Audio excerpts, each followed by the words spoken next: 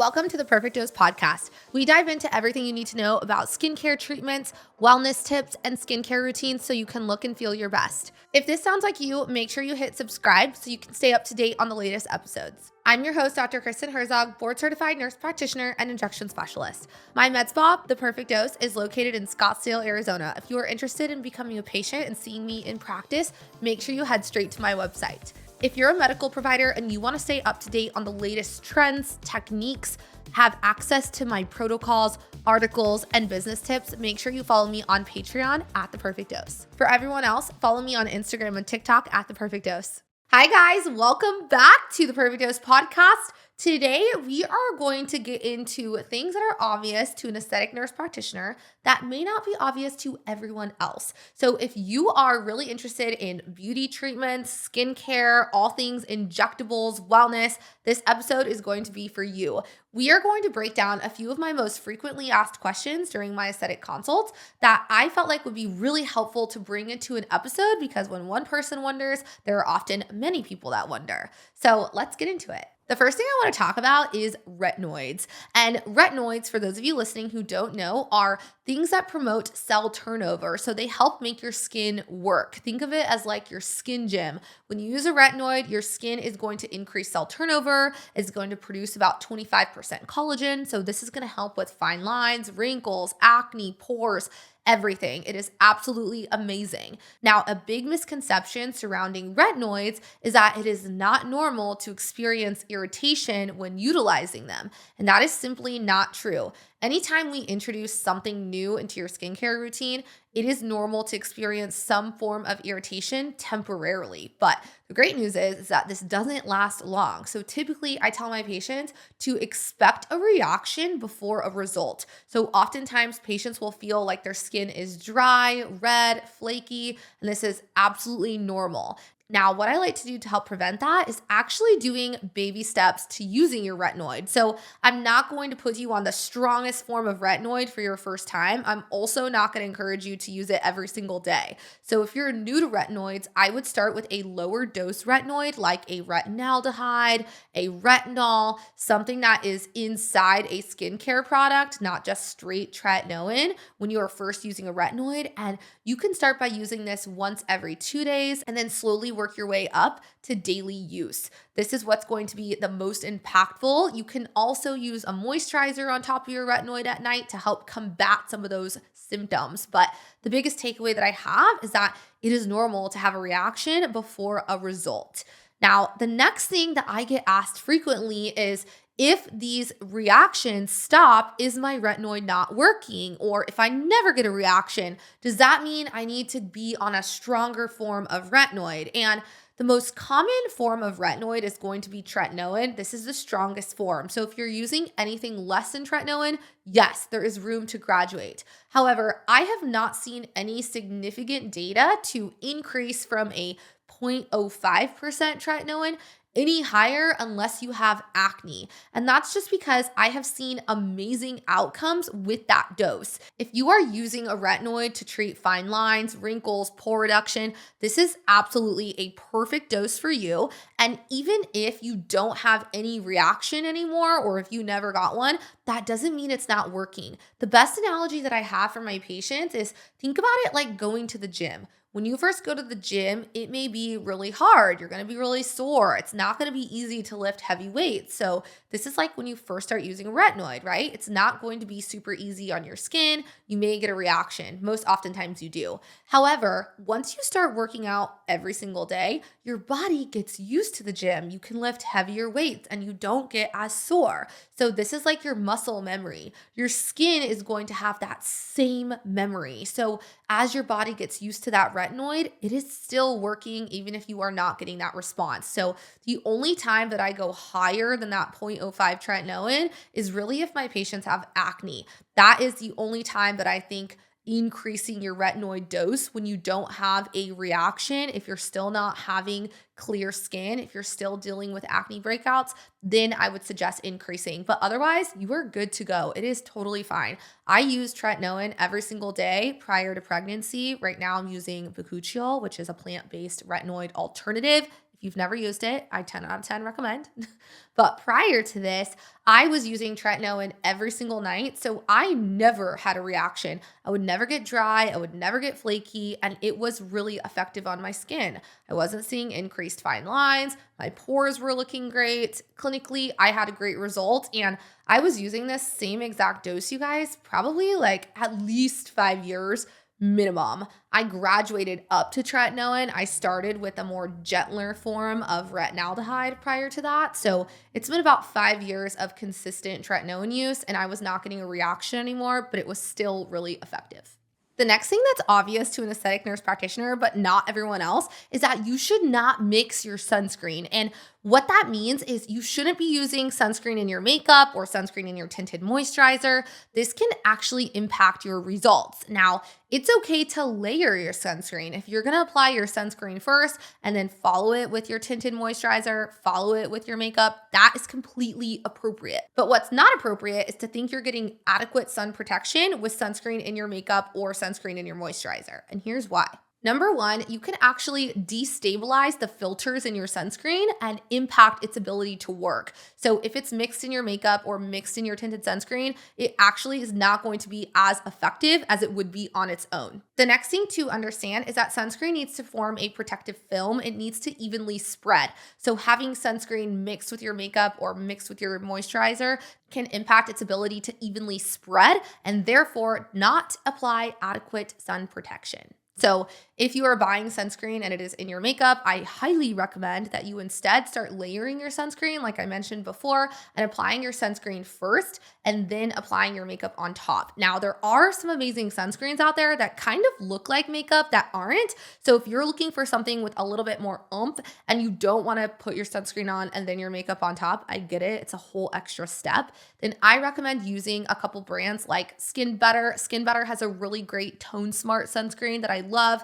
I also really love Color Science. Color Science has a sunscreen that is a little bit sparkly and glowy, has a little bit of a tint to it. So those are my go-to products because I don't love to wear a lot of makeup. I also don't love a lot of steps in my skincare routine. Less is more for me. So if that's you, make sure you grab one of these sunscreens, whichever one you prefer. The next thing that's really obvious to an aesthetic nurse practitioner, but not everyone else, is that filler doesn't always migrate. You guys, filler does not have little legs. It doesn't crawl and move all over the place. And with everything on social media right now, I feel like there's this craze that if you get filler, it's for sure going to migrate. Or if you've had filler before, it's definitely migrated. Anytime you get filler, it could move.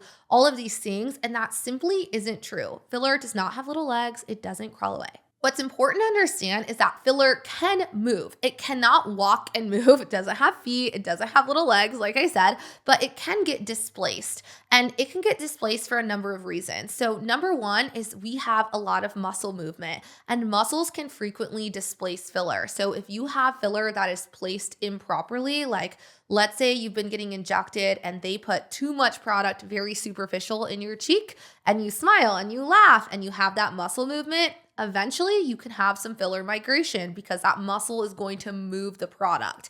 But with proper technique and placement, it is very rare to have filler dissolved in the upper face. I don't see that very often in my practice. What I do see more often is filler having to be dissolved in the lips. And that is because we laugh, we smile, we purse our lips, we kiss, we use our muscle around our lip all of the time. So with continued muscle use, sometimes your filler will become displaced. And that is most common in the lips because we inject the lips very superficially and we are always utilizing this muscle. Now, the key to help prevent filler migration in this area is less is more. So I am never overfilling. Overfilling an area is a very easy way to make filler migrate in any place, not just on your lips. It can happen in your chin, in your cheeks, anywhere. And that's because too much product can absolutely move. So we never want to overfill a certain area. So in the lips, I like to say less is more and slow and steady. What I do in my practice is I will add 1 syringe in at a visit. I never do more than 1 syringe. Even if you ask me, I will tell you no.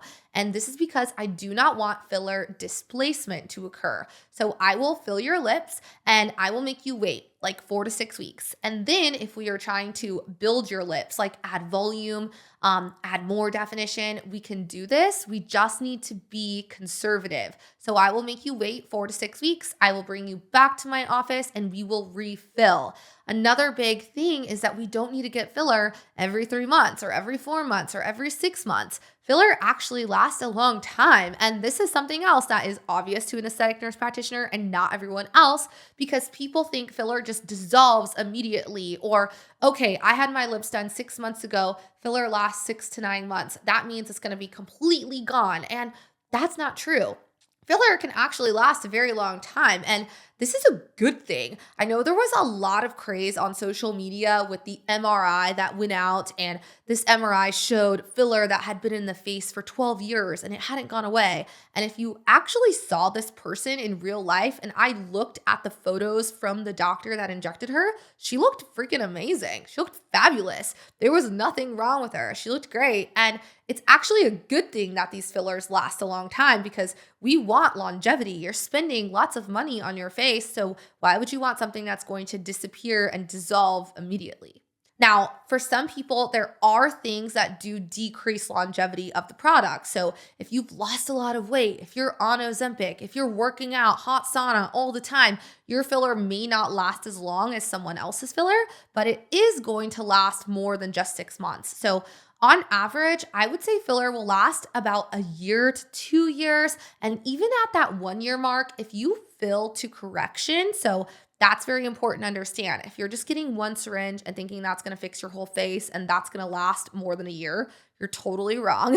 We need to be filling to correction, and that means full facial balancing. So if I do 5 syringes on you for full facial balancing, I see you back in a year, I am most likely not doing 5 syringes again, because still some of that product is still there. Not all of it, but some of it. So you will look at a side-by-side photo and see, okay, even though I have not had filler in a year, my after photo today still looks more improved than my original photo. And that's because we have this compounding effect with filler. And what that means is that at your 1 year mark, we are going to just assess for volume loss and see, okay, where have you lost volume? That's where I'm going to add. So let's say maybe we do 2 to 3 syringes at your 1 year appointment. There's this compounding effect, which means I'm layering more product on top of filler that's there, and therefore your results are going to last a lot longer. So that is like a big takeaway, is that filler doesn't just dissolve and disappear immediately. It does last a long time, and that's actually a really good thing. Now, I think a big concern is that you will look unnatural with filler, and the key to looking natural is that we only add filler where you need it. So what that means, for example, is if we're treating your smile lines are there because of loss of fat in your face, because of a distension of fat, because of collagen loss, because of loss of skin elasticity. I did a whole episode on smile lines, so if you want to hear more, make sure you check that episode out. But smile lines are not there because of volume loss. So that's why we can't add a bunch of filler to fix your smile lines and expect you to look natural. Does that make sense? Like, if volume loss isn't the problem, we can't just add a bunch of filler there and make that problem go away or make that symptom go away and expect to look natural. So instead, we only add filler where volume has truly been lost. So for example, if we lose our volume in the mid-face, we need to add filler to revolumize and make you look more youthful. The more volume that we have, the more youthful we look. And this has become extremely apparent with Ozempic. Everybody on Ozempic is like, oh my gosh, I look worse. What can I do? I look so old. My skin's sagging. I'm losing volume. I look hollow. And that's because volume makes us young. So we can inject filler where volume has been lost. Another key thing is that we need to make sure we're not just injecting filler. Filler doesn't fix everything. We age in multiple layers. We have muscle thinning, we have fat loss, we have bone loss, we have skin laxity. So filler can't fix all of those problems. So a big key is that we inject you strategically with filler, but also we do other things for anti-aging, like skin tightening, biostimulators, PDO threads. There's so many other tools in the toolbox that we can use to make sure you maintain a natural aesthetic and you never look like a pillow face. So yes, filler is good, but filler needs to be injected strategically and often with other modalities to make sure that you maintain natural outcomes. Now, the next and last thing I want to talk about is that Botox is actually preventative. And this is very obvious to aesthetic nurse practitioners, but not everyone else, because people think getting Botox too early can make my wrinkles worse. Getting Botox only works temporarily when my face is frozen. And those are simply not true. There's actually a twin study that was done. And if you're watching on YouTube, you can see there are two twin sisters. One twin sister had Botox twice a year for 13 years. This study went on for 13 years, you guys, so it's clinically significant. She had no skincare. This is Botox alone, only twice a year. And just so you know, you can get Botox safely up to 4 times a year. So this means that she wasn't consistently getting Botox. She wasn't constantly having no movement in her forehead. She would let the product wear off, maybe go a little while without it, and then get retreated. While the other sister did no Botox treatments at all. So they followed these twins for 13 years, and what they found is that the twin that did Botox just twice a year actually looked like 10 years younger. And you can see she looks significantly better. And this is because as we get Botox, we are actually having collagen remodeling because we're not causing tension between the skin and the muscle. So if you're constantly frowning, raising your eyebrows, smiling, you're creating this tension between the muscle and the skin, and that's going to increase collagen loss. So you're going to have lines that are more etched in your face versus temporarily relaxing this muscle, even though it's not often, can actually prevent that tension from occurring. And therefore your collagen has a chance to remodel. So I love preventative Botox. I've been getting Botox, since I was like 22. I think I literally got Botox when I was 22 for the first time. And I have been consistently getting treated with Botox since then. I am going to be 33 in May.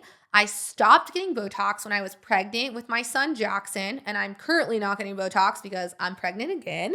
But what I found is that my lines, even after not getting Botox for 9 months, still looked better than they did before. So you can see this transition between when I had no Botox or fillers, this is what I looked like, to now.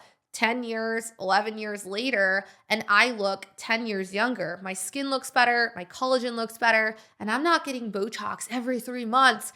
I'm getting Botox twice a year because I don't have time because I'm injecting everyone else with Botox, not because I don't want it, but I literally probably only get Botox twice a year. And then I go long periods of time without Botox because of pregnancy, and I still look younger than I did before treatment. So this just goes to show Botox is preventative. And when I say Botox, I use the word Botox like Kleenex. I'm referring to all neuromodulators, Daxxify, Dysport, Xeomin, Jeuveau, all of them. I was most recently treated with Daxxify, and Daxxify is a neuromodulator that utilizes a peptide. So it has some really cool skin benefits. It makes your skin look more plump and hydrated. So it's kind of my go-to, that and Dysport, because Dysport has a higher amount of active toxin in it, so it's going to work a little bit faster and it's going to actually last a little bit longer. So those are probably my go-to. I also love Botox. Botox is tried and true. I use it often in my practice, especially for